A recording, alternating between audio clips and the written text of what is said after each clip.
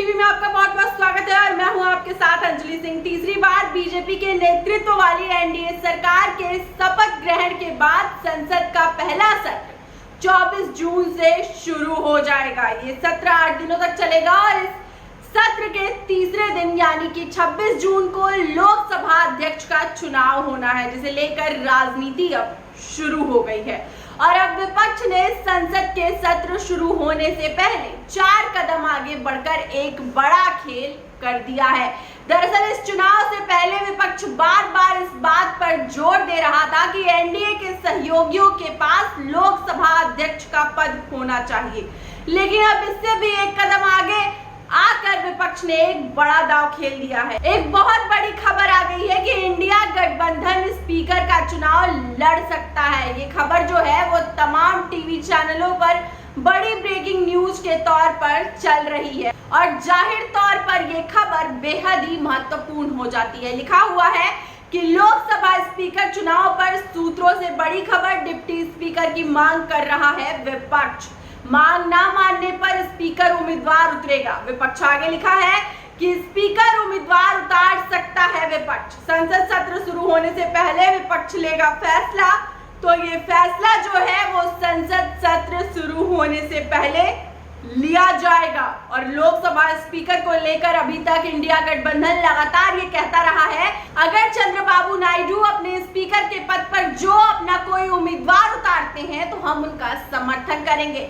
लेकिन अब इससे भी 4 कदम आगे बढ़कर जो विपक्ष है उनका कहना है कि डिप्टी स्पीकर हमारा होना चाहिए और अगर ये नहीं होता है तो विपक्ष सीधे तौर पर स्पीकर का चुनाव भी लड़ेगा। अब स्पीकर का चुनाव 26 जून को होना है और चर्चा है कि अभी इंडिया जो है वो स्पीकर के नाम के लिए सत्ता पक्ष के कैबिनेट के चयन को देख रहा है, लेकिन अगर वो इस नाम पर सहमति नहीं बना पाया, इस नाम पर सहमत नहीं हो पाया तो इंडिया गठबंधन स्पीकर का चुनाव लड़ सकता है। यही नहीं, इंडिया गठबंधन चाहता है कि डिप्टी स्पीकर में उनका कैंडिडेट हो, जो कि इससे पहले के सालों में जो है वो हो चुका है। खबर देखिए, लिखा भी हुआ है कि डिप्टी स्पीकर पद नहीं मिला तो इंडिया जो है वो स्पीकर का चुनाव लड़ेगा। विपक्ष को ये पद देने की परंपरा पिछली लोकसभा में डिप्टी स्पीकर नहीं था, तो स्पीकर जो है डिप्टी स्पीकर का जो पद है वो विपक्ष को हमेशा से देने की परंपरा रही है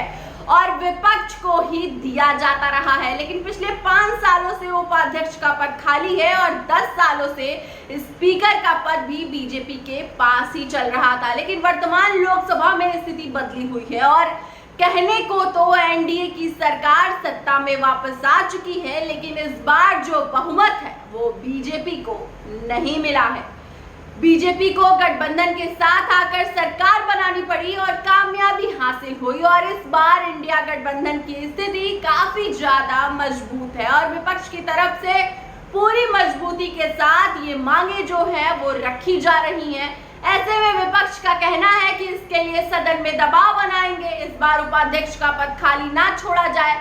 लेकिन अगर विपक्षी दलों को डिप्टी स्पीकर का पद नहीं दिया गया तो वो स्पीकर पद के लिए अपना उम्मीदवार खड़ा कर सकते हैं और इस संबंध में अंतिम निर्णय जो है वो संसद सत्र शुरू होने से ठीक पहले लिया जाएगा। और अब तो संसद के अंदर विपक्ष बहुत ताकतवर है, इसलिए इंडिया गठबंधन अब सरकार को ये भी संदेश दे रहा है कि अब किसी भी हाल में उनकी मनमानी नहीं चलने देंगे और स्पीकर के पद के लिए विपक्ष की दावेदारी ना आने वाले संसद को बेहद दिलचस्प बना दिया है। लेकिन आखिर स्पीकर के लिए इतनी जद्दोजहद क्यों की जा रही है और इतना महत्वपूर्ण क्यों है ये पद? उसके लिए मैं बस आपको एक उदाहरण दूंगी। 1999 में स्पीकर ने जो है विशेष अधिकार का इस्तेमाल किया था और 1 वोट से अटल सरकार गिर गई थी। ये एक उदाहरण स्पीकर पद की अहमियत बताने के लिए काफी है और इसलिए 2024 लोकसभा चुनाव के बाद एक बार फिर से ये चर्चा तेज हो गई है, क्योंकि नतीजों में बीजेपी को बहुमत नहीं मिला है। जो चंद्रबाबू नायडू की टीडीपी है और नीतीश कुमार की जेडीयू है, उनके सहारे सरकार बनाने में कामयाब हुई जो एनडीए। लेकिन ऐसे में खबरें आ रही है कि टीडीपी स्पीकर पद के लिए अड़ी हुई है और अगर विपक्ष अपना स्पीकर डिप्टी स्पीकर भी ला पाया तो बहुत बड़ी जीत होगी। लेकिन अब विपक्ष के अंदर खाने से इस बात को लेकर चर्चा तेज हो गई है। इस बात को लेकर जो बातें हैं वो चल रही हैं कि हमें अपना स्पीकर उतार देना चाहिए। और तो और ऐसा नाम कौन सा हो सकता है, इस बात की अंदर खाने चर्चाएं चल रही हैं कि कोई ऐसा नाम निकल कर लाया जाए जिसके बाद सबके रास्ते बंद हो जाए। जैसे कि राष्ट्रपति के लिए महामहिम द्रौपदी मुर्मू को उतारा था बीजेपी ने, तो उसके बाद में जो यशवंत सिन्हा थे जिन्हें विपक्ष की तरफ से उतारा गया था, वो अपने आप में पहले दिन ही साफ हो गया था कि जीत द्रौपदी मुर्मू की ही होगी। तो उम्मीदवार अगर इस तरीके से उतारा जाए, सोची समझी रणनीति के तहत उतारा जाए, तो फिर जो स्थिति है वो पूरी तरह से बदल सकती है।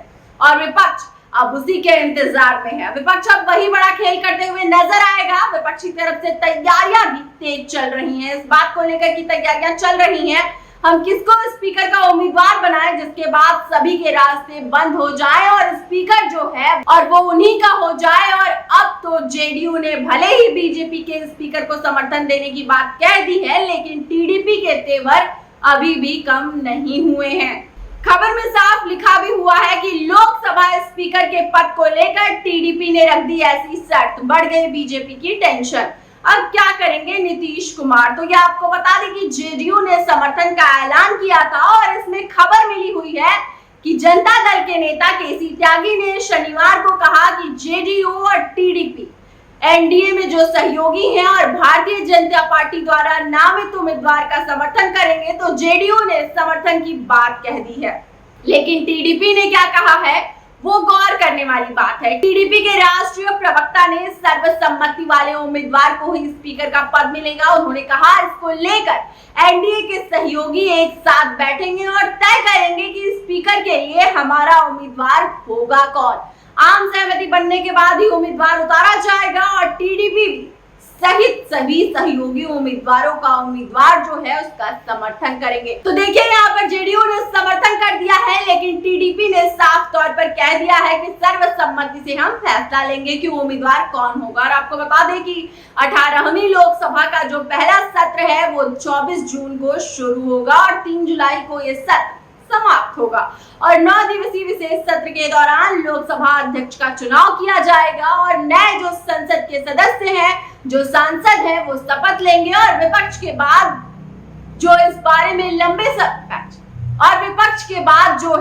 बार लंबे समय के बाद 230 से अधिक सदस्यों की सबसे बड़ी ताकत है। इसमें आगामी संसद सत्र के हंगामेदार होने की पूरी संभावना है और इस संभावना को जो बल दे रहा है वो इस तरह की खबरें जो स्पीकर को लेकर लगातार आ रही हैं और डिप्टी स्पीकर को लेकर जिस तरह से विपक्ष अड़ा हुआ है, जाहिर तौर पर ये बहुत गंभीर मसला हो जाता है और बहुत बड़ी खबर हो जाती है। अगर डिप्टी स्पीकर भी चाहे वो विपक्ष का बन जाए तो ये अपने आप में बहुत बड़ी खबर है। और देखते हैं कि आगे क्या कुछ होता है, लेकिन फिलहाल इसको लेकर चर्चाएं तेज हो गई हैं और 26 जून को क्या कुछ होगा ये तो वक्त ही बताएगा। फिलहाल इस खबर में बस इतना ही। देश दुनिया की तमाम बड़ी खबरें जानने के लिए देखते रहिए अचल टीवी, जुड़े रहे हमारे साथ। नमस्कार।